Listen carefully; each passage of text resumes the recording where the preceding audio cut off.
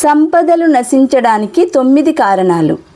పసుపు కుంకుమలు రాసిన గుమ్మంపై కాలు మోపి గృహంలోకి అడుగు పెట్టడం వలన సంపదలు నశిస్తాయి.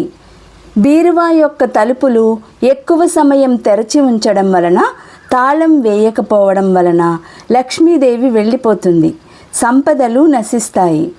మాసిన విడిచిన బట్టలను బీరువాలో భద్రపరిచి ఉంచుట వలన సంపదలు తగ్గుముఖం పడతాయి. ఇంటి ఇల్లాలు గాజులు, నుదుటిన బొట్టు ధరించకుండా ఉంటే అప్పులు ఎక్కువగా పెరుగుతాయి.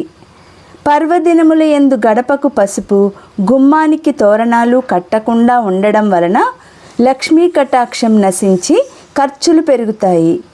కాలి చెప్పులను ఇంట్లో ఉంచిన, సింహద్వారమునకు ఎదురుగా విడిచిన సంపదలు నశిస్తాయి. తడికాళ్లతో మంచంపై నిద్రిస్తే అప్పులు పెరుగుతాయి, ఆరోగ్య సమస్యలు సంభవిస్తాయి. ఇంటి ముందుకు వచ్చిన బిచ్చగానికి లేదా మూగజీవులకు కించిత్తు ఆహారం కూడా దానం చేయకపోతే 7 జన్మల దారిద్ర్యం వస్తుంది. గురువులను దూషించిన, వారిని అవమానించిన గురుదోషం కలిగి ఇంట్లో సంపదలు నశిస్తాయి.